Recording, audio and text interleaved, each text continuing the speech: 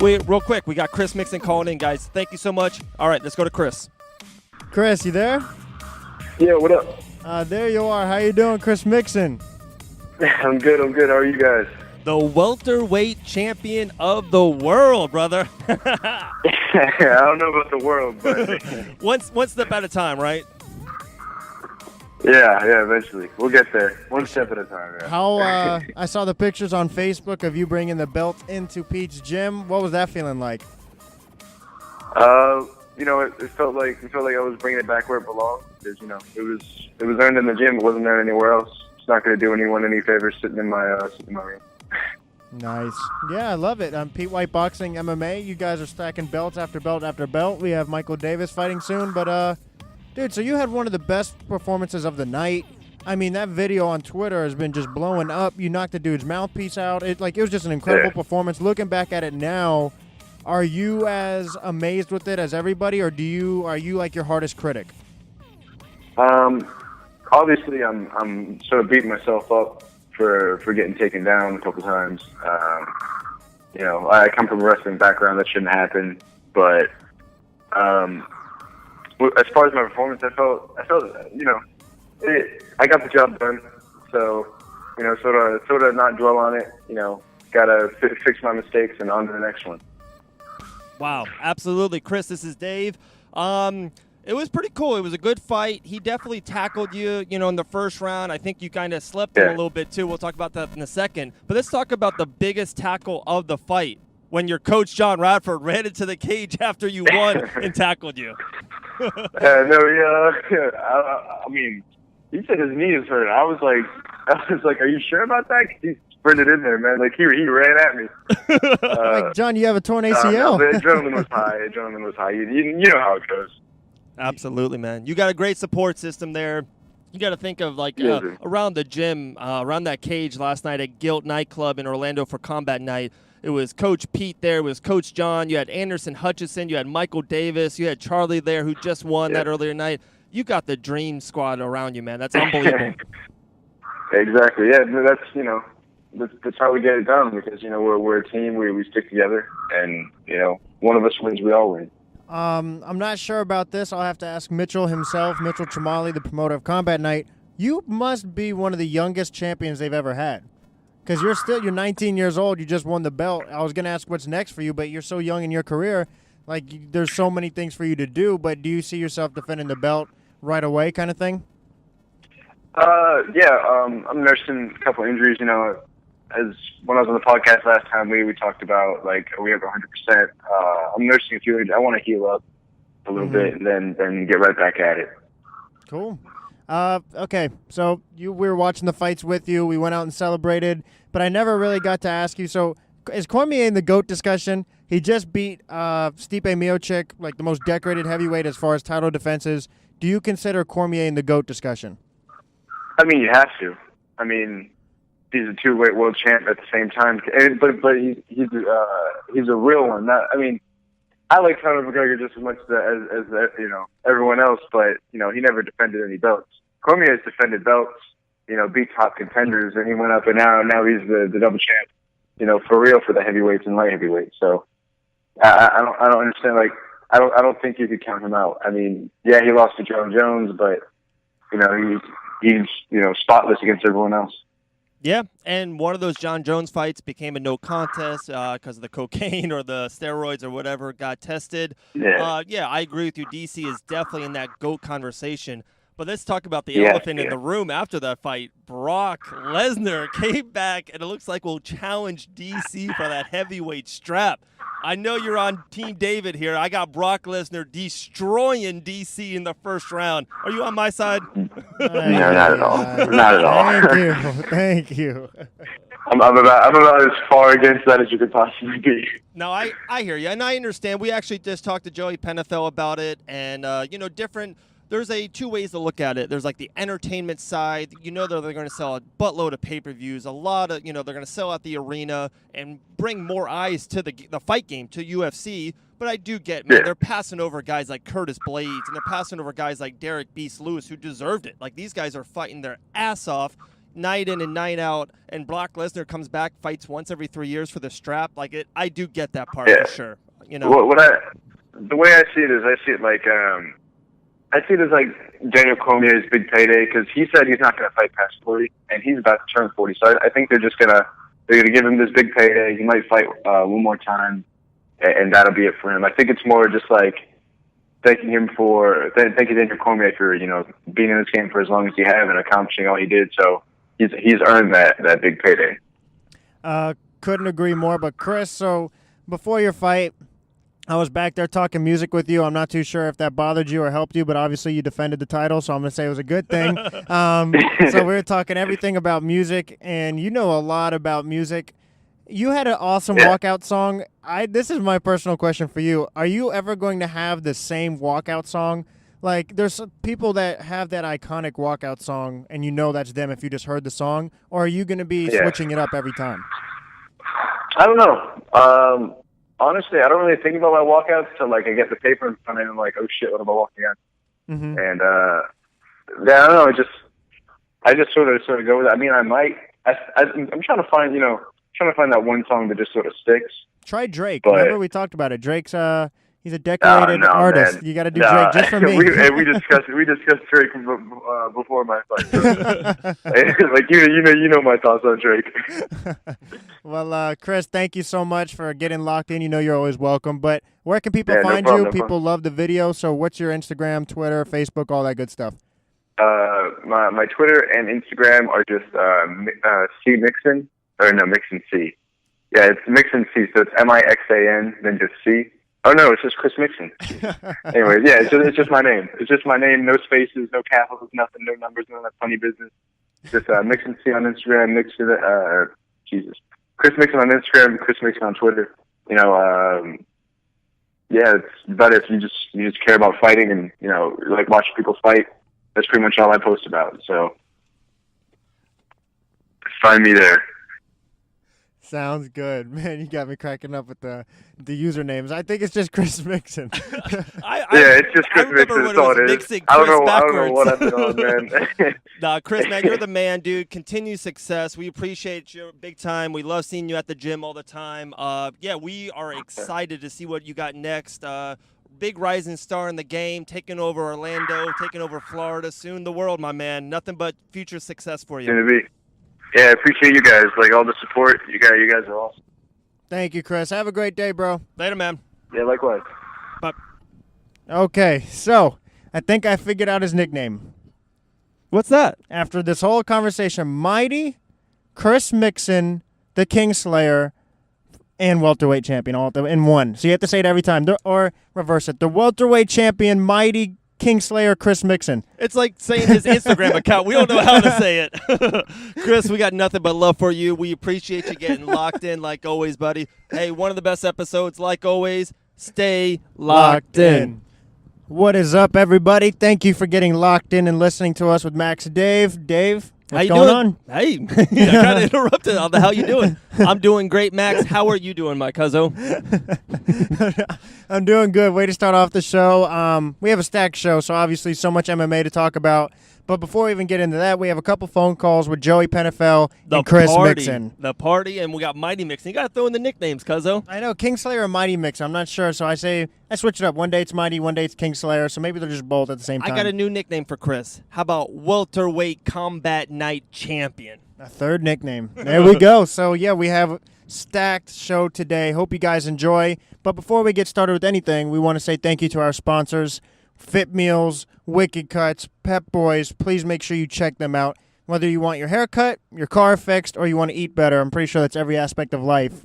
They got you covered. Absolutely, guys. We got Pep-Boys in Daytona Beach, Florida, right across from the racetrack. We got our man Richie. He handles everything there at Pep-Boys. Anything you need for your car, tires, anything you want. I go there to get my air conditioned. We live in Florida. You definitely need air conditioning for your car. There you go. Also, Wicked Cutz. Cuzzo gets the best haircuts weekly from Wicked Cutz. They got 2 locations, one in Port Orange and one in Daytona Beach. Check them out. Use that Booksies app. It's so important to get that fresh fade. And remember, this is going to be Beast Boy Week coming up. So what is he going to be eating? Fit Meals. You have to train like a champion, eat like a champion. Michael Davis is the exact representation of that. So get on Fit Meals by visiting myfitmeals.com, and you can start your meal plan anytime you want, custom made for you. And just give him a call at 844-FIT-4U. That's 844-FIT-4U. Okay, so Dave, I think we got a call. Let's go. Let's go to Joey. Joey. Hey, what's going on? What's up, brother? The party animal himself, man. Locked in. We love it. Yeah, the party animal coming live to you from the party tank. I'm actually outside of American Top Team East Orlando, one of the places I like to train at. I'm about to get rubbed down right after this. We're trying to make sure the engine is nice and lubed up. You know, the Ferrari needs to go at 100%. What's going on? This is Max. Thank you for getting locked in. So about that, tell us what's going down. What's coming up for you in your future? So I have a big show I'm fighting out of in Mississippi in Biloxi at the IP Casino. It's called Atlas Fights 33. The headliner is a rematch between two guys over there fighting for the bantamweight title. And I'm not the co-main event, but I'm the one right under. So I'm going in there against this guy that's from the Panhandle, a guy named Cameron Page. The dangerous opponent. He's 4-2. I'm gonna go out there, surprise everybody. A guy with a 1-0 record. Going out there, and I'm just gonna fucking lay everything out on the line. Kick this guy right to his head, and try to land some takedowns and make this an all-out war. But at the same time, control it and come out with the W. Wow. Joey, man, we love that. You're always a show stealer at the card. Atlas Fights is lucky to have you. How'd you get connected with them? Because we always see you around Combat Night. Mitchell Chabali's the man. He just had another great show there at Guilt Nightclub. We had our main man, Chris Mixan, win the welterweight title. How did you get connected with Atlas Fights? I saw that. That kid's real nice. So ever since that last fight when I debuted for Combat Night, which was awesome, I've been looking to keep active. I want to keep the momentum going, and I really want to stamp my make my stamp in the MMA scene this year. Like, I don't want to wait. I don't have time to wait, and I take it real seriously. I train all the time, and I'm always ready to throw down. So I started looking around on Facebook, became a part of a couple groups, and I found a fight myself. I saw someone was looking for a fight.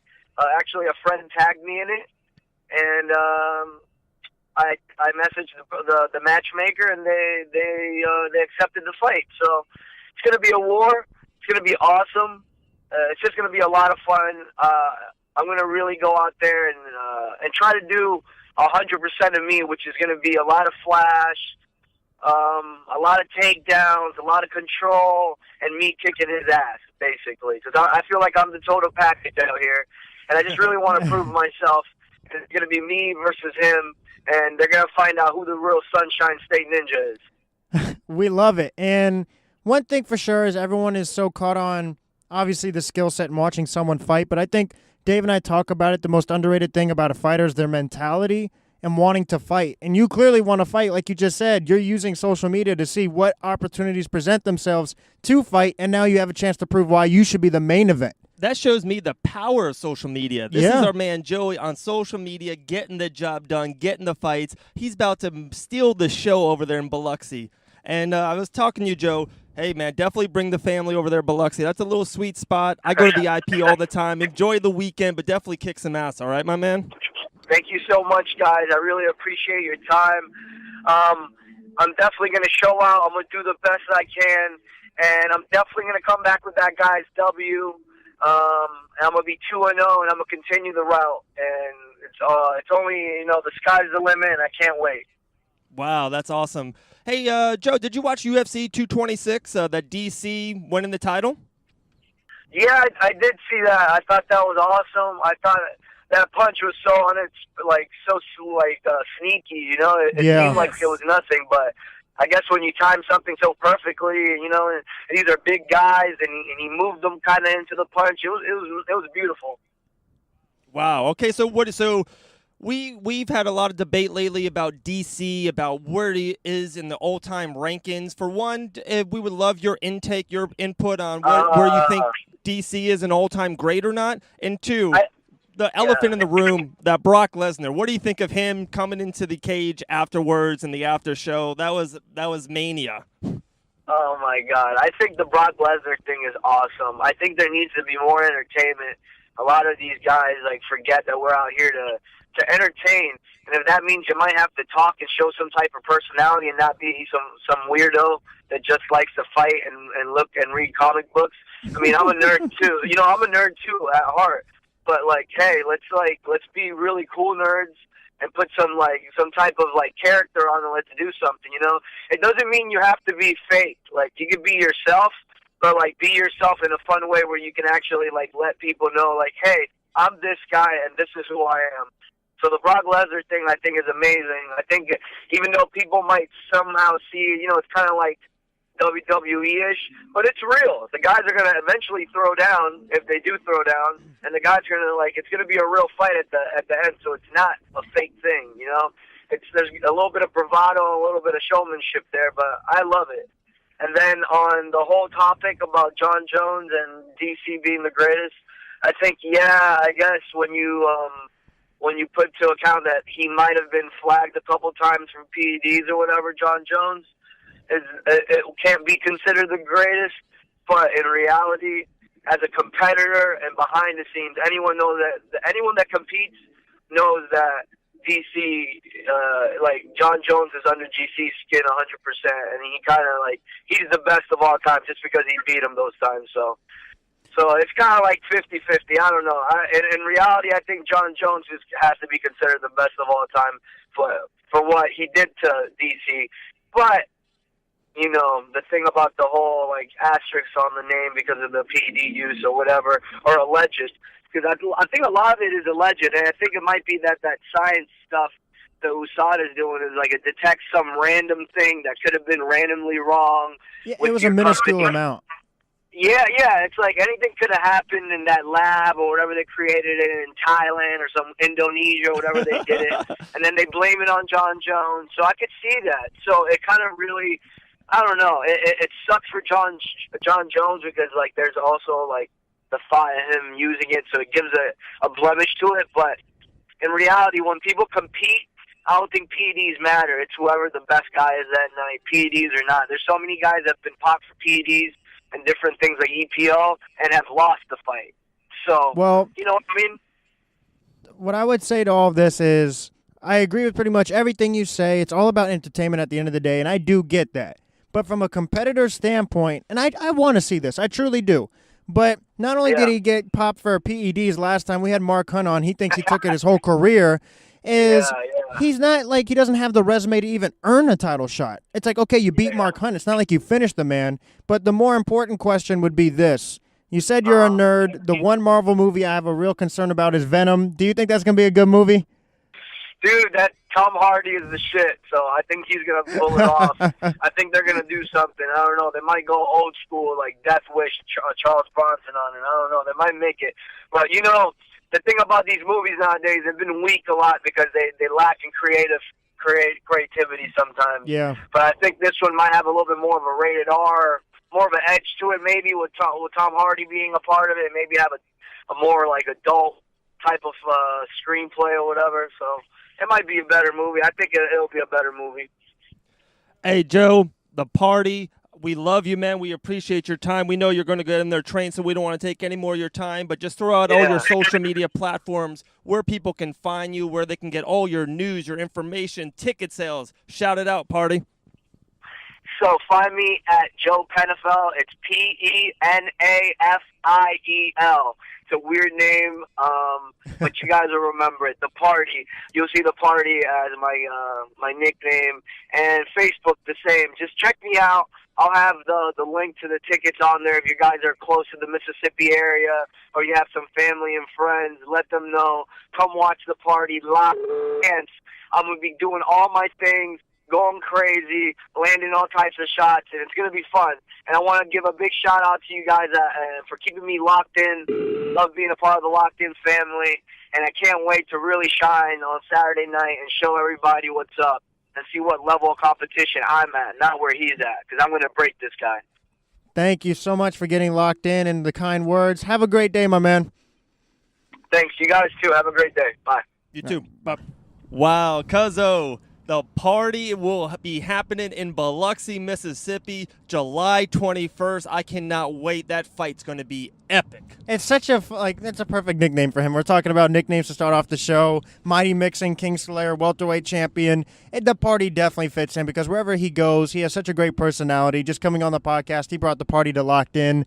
It was so much fun. It was awesome, and we actually talked about the movie Venom. I can't wait to see Ant-Man myself. Have you seen it yet, Cuzzo? That's actually my least favorite. That and Doctor Strange are my least favorite Marvel movies, so I didn't jump into the studios to see that. I did see The Purge before I saw Ant-Man. How was that? It was okay. It was a Purge movie. Yeah. It was, same old, but I do know that Carnage should be the villain in Venom. Gosh, that would be awesome. Venom and Carnage, and then somehow they got to get them into the Spider-Man movies. I got to see, as a grown adult, I got to see Spider-Man, Venom, and Carnage in a legit movie. Are you with me? Yeah, 100%. Okay. That would be a dream come true. Okay, so now it's time. I could have debated with both of them for hours, but I know they're training. They have a future they're trying to come to fruition as champions. But here we go. All right, Cuzzo, I'm ready for you. Daniel Cormier, obviously, I don't even know if you want to say shocked the world because technically he was the underdog, but he did what is just a picture-perfect ending for him so far as defeating Stipe Miocic. But, Dave, your guy, Brock Lesnar, came in, shoved him. They called each other out. Now, that's the fight to make, and USADA actually has him in the testing pool already, so he's eligible for a return already in January. And now there's talks that Daniel Cormier may fight Shogun. I even saw something as crazy as fighting Yoel Romero. There's just crazy things out there. So, all that being said, I just want to clarify one thing. Am I anti-Brock? Yes. I am a little anti-Brock. I think when we talked to Mark Hunt, he really did change my mind. In basketball and football, it's still, I don't want you taking steroids. But with MMA, you can seriously hurt somebody by having that performing-enhancing drug. And what he did was do that against Mark Hunt. And now he just gets a title shot. From a competitive standpoint, I don't agree with it at all. From a business side of it, I completely understand. I do. I completely get it. But I just don't want to hear, and we will hear this. I mean, you're already saying it, Dave. He's going to beat Daniel. He will not beat Daniel Cormier, but I guarantee you one thing he will do for Cormier is give him a lot of money. So I get that on that side of the fence. Yeah, okay, that's exactly my point is I am 100% agreeing with Mark Hunt. I'm a Mark Hunt fan. We had him on the show. He was awesome. He was locked in, baby. He was the best. So I totally agree. If he fails steroids or PED, kind of like I'm anti-John Jones because of that feat. And if Lesnar does it, I'm anti-Lesnar. I do not want that in the game. I don't want that in the UFC. But one thing I love what Brock Lesnar does, he brings eyeballs. He brings the middle-class America. He brings not fight fans, not UFC fans, to that fight. That Saturday night, maybe in January, maybe in February, maybe around the Super Bowl, they have a Brock Lesnar fight. Maybe it's him versus John Bones. How about let's do that mega fight? Winner fights DC in the heavyweight title match. So now, John Jones and Lesnar would be probably the biggest pay-per-view buy rate ever. Guys, it's not just a one-fight fight. There will be 5-10 fights on the card. That brings more eyes to Mike Perry. That brings more eyes to Darren Till. That brings more eyes to legit competitors that I respect, and I want them to be bigger. So I think Brock Lesnar pushes up, brings more eyes to more UFC fighters. And that's what I'm about. I'm about bringing light to the true talent in the UFC. Yeah, and I get that. If we have Beast Boy week coming up, if we had Michael Davis on that card, I'd be so thrilled to have him on the card because more people would see Michael Davis. And I completely get that. From a business perspective and standpoint, I completely understand it. But it's fun to think about the hypotheticals because I know you're a Brock guy, but I would say Daniel Cormier beats Brock Lesnar. But what's interesting now is Daniel Cormier joined the elite group of only having he has 2 belts at the same time. The only other person to do that is Conor McGregor. Yep. Conor McGregor's never defended his belt, though. So what if Cormier defends it, one on light heavyweight and one with heavyweight? Would that make him the GOAT if he was successful? 100% yes. Wow. 100% yes. To me, he's in the conversation. It's DC, Anderson Silva, GSP, Conor McGregor, Gracie, like guys like John that. Jones. He's in the conversation. Yes, John Jones. But if he defends both titles, not even just one, if he defends both, the conversation's over. He will be the GOAT of MMA, the GOAT of UFC. And guys, don't forget, he's beaten Josh Barnett. He's beaten Bigfoot Silva. He's beaten Anderson Silva. He's beaten Rumble Johnson. How about Gus? He's beaten now Stipe Miocic, who was the greatest heavyweight champion of all time. His Rolodex of fighters that he has beat is unmatched. Okay, so this is like kind of out there, but it's a question. So, Yeah. if you have a player, you have somebody in the gym. Literally, these two guys spar. This guy beats the crap out of them every time they spar. But the guy that loses is going to these events and has accomplished more than the guy that beats him up. Does that make him the greatest between the two, or does that make him more accomplished? Well, your analogy, more accomplished. Okay, so that's my point is, let's just say Daniel Cormier does everything we said. Yep. John Jones beats Daniel Cormier 9 out of 10 times in my book. And so does that mean that Daniel's the greatest, or does it mean he's the most accomplished? Because wouldn't that mean that John Jones is the greatest fighter because he beats him when they fight? He's up 2-0? But okay, he's not up 2-0. He's up 1-0 with 1-0. one no contest. That's like the legitimate record books. So he does have one, but most of the insiders and most of the people in the game say even that one, he was on something. Cocaine, PEDs, something. But, okay, I will give you that. He has his number. But it's just like in any kind of sport. The Eagles lost in the regular season, but they won the Super Bowl. So they're the champs that year. You can lose, like DC, all these guys. GSP lost to Matt Serra. That doesn't mean, to me, he's the greatest fighter of all time right now. You can have a loss in your record book. Jones has beat DC, yes. In the record book, he's 1-0 on him. But he's never had two titles at the same time. He's never been heavyweight champion. And I've always thought John Jones' Rolodex of fighters that he's fought was the best ever. I think DC has just obtained that goal. I'm telling you, look at it. Stipe, He's up Gus, there. Rumble. He's beaten and fought the absolute best in the game. Oh, yeah, it's up there. I'd say John Jones still won with, Chael Sonnen, Rampage, Rashad Evans, Ryan Bader, DC, Gustafsson, Glover. I don't think anyone has more unless, like you just said, if DC does beat Shogun, and then he beats. By the way, John Jones beat Vitor Belfort and Shogun. Let me interrupt just real quick. That was you named all those lists. Those are all probably all A- guys. Can I say that? Like all those guys are borderline Hall of Famers. They're all studs, right? No, there's certifieds in there. There's 100% certifieds. Is there an A+ guy in that list? Yes, Who? I would say when he fought Shogun, he was an A+. Okay. I would say when he fought Chael Sonnen wasn't an A+. Yeah, no, Chael, and I'm a Chael peace signing guy, cousin. You know that he was never A+. He was never an A+. But Okay, I'll give you Shogun. I'll give you that. Gustafsson was in his prime when he fought him. He never won a title. Because of Jones. I know, but you can't be an A+ guy if you never won a title, in my book. Okay, Like so an all-time great. Is Gus a top 10 fighter of all time? no. Shogun. Shogun is up there. I would Yes. say Vitor, I'm not saying he was up there, but he did fight for the middleweight strap, so he was in that picture. Vitor's close, that's what I'm saying. So you think here's Stipe is better than anyone John Jones Stipe fought? and Anderson Silva. But So he's Anderson was fought- past his prime, and you know that. No, I And he agree took with that fight on a week notice. Agree. But okay, Stipe is the biggest win out of both of them of all time. He beat Stipe, the greatest heavyweight of all time, in his prime on 3 months. There wasn't any short notice, no injuries. It was man versus man, and DC knocked him out in the first. Yeah. Jones stopped stopping people. Remember, he used to make sure. Lyoto Machida. In the first round, second round, then all of a sudden 5 rounds with this guy, 5 rounds with Rashad, 5 rounds. He never stopped anyone at the end. Remember that? Like, even Glover Besides lasted Daniel all 5 Cormier. on stuff. But no, I give you that. He has the record. But hey, we're talking about it's a debate. I have DC over Bones right now as the best fighter. And if he defends both of his light heavyweight and heavyweight title from the UFC, he becomes, in my eyes, the GOAT. Yeah, okay, so I like DC better, obviously. I think he's a better human being. If he does that, I will agree with you. But as of right now, I still have Jones as the GOAT. You have Jones over GSP? It's really hard, but as far as in the cage, yeah.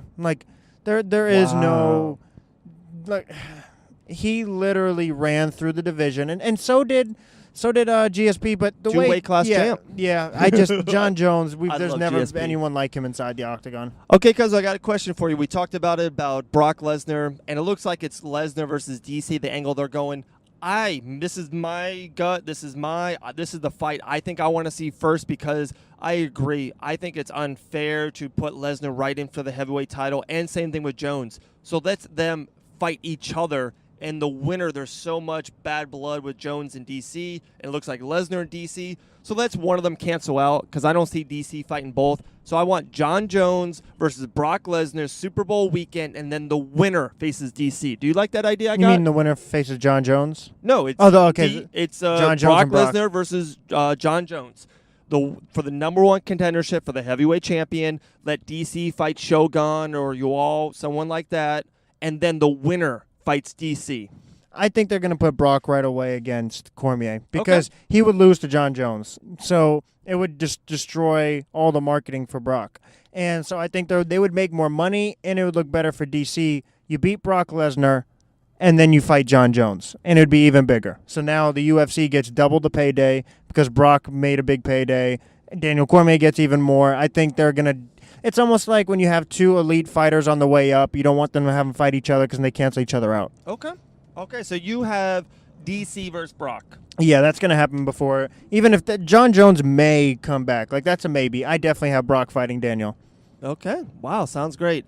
Also on that card, guys, we had probably the fight of the night was Mike Perry, locked-in alum, versus Paul Felder, and that was an awesome fight. What was your takeaway from that fight, Max? Greg Jackson is one of the best coaches out there. Him and Pete are it's just love it. I love seeing Mike fight because he's so exciting, but it was so cool to see he changed his style. He was so much more technical. He was more patient. He was still aggressive, but he was just thinking on a different level, and he was smart about his approach. And you could see it obviously paid off. He just beat a legit guy. Yeah, big time. Okay, I agree. That we got to talk about the stinker of the card. Francis versus Derek Lewis, a heavyweight battle. Some people thought it was the number one contender. Everyone wanted to see maybe Francis versus Stipe again, or Derek Lewis is on the rise. So that's what I thought going into that match. I thought that was for the number one contendership. That was the worst fight I've seen in UFC history. Am I off base on that, or am I overreacting, or? I thought it was a great fight because it was technical. I'm playing. No, that fight was awful. It was the second worst fight ever. The first one is CM Punk. I will never get over that. The CM Punk fight to me was just the worst fight we've ever seen in UFC history as far as skill level. At least Ngannou, even if he doesn't throw a punch the whole fight, like, wow, that guy, if he does throw, he can knock you out. When you saw CM Punk fight with the other guy, it was like, man, who's maybe can't go 3 rounds, like, because you didn't feel like they could finish either like each other. There was so much tension in this fight because at least you had a glimpse of hope. Maybe something happened. So you're always at the edge of your seat because there's so much tension with such big power hitters. All that being said, even Lewis said, I don't deserve the title shot. Ngannou even said he came out.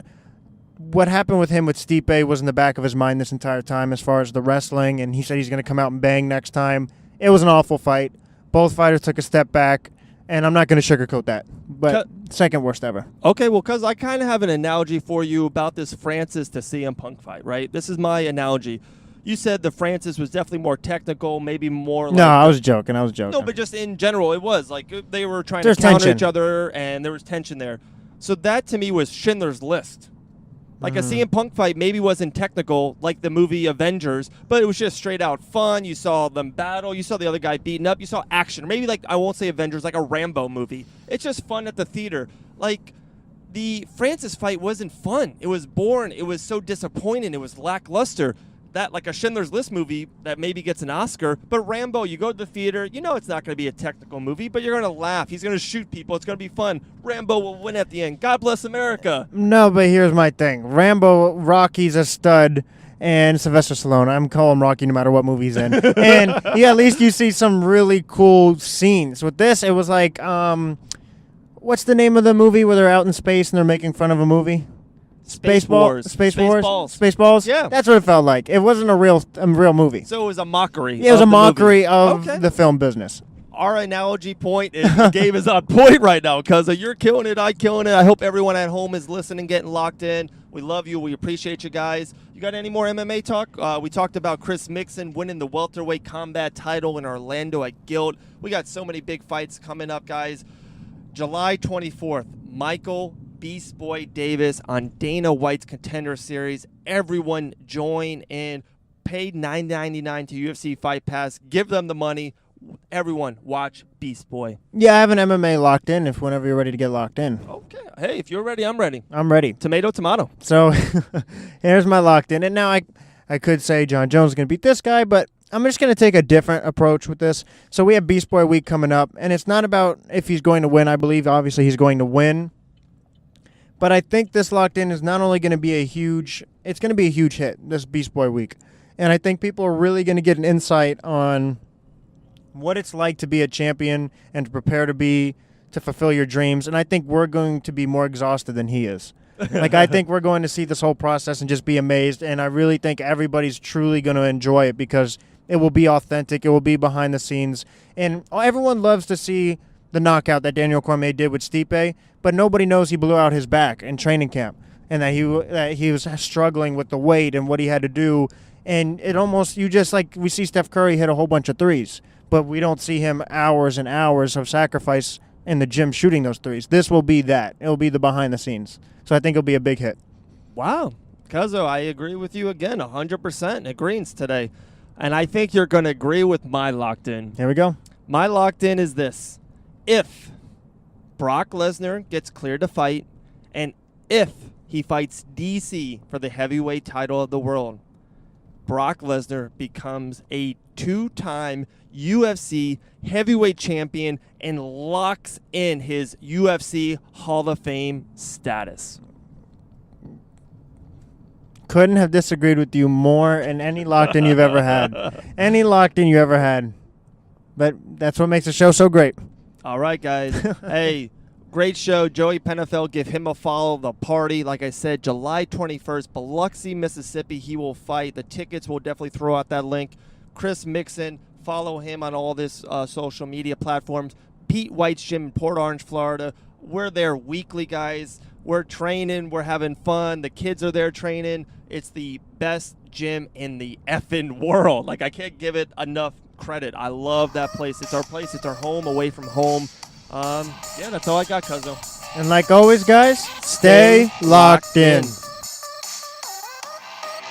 Yeah. You now locked in with the best. We ain't rocking with the rest. And when it's game time, we gon' put you to the test. Come the ball, we hitting it, kicking it, or we dribbling, passing it, or we running, or it's the ring that we flip you in. So what's the news? You want the scoop? You gotta keep it locked to David Max podcast through your speaker box. What's poppin', my friend? You know the drop in. And the only thing left to do is keep it locked in.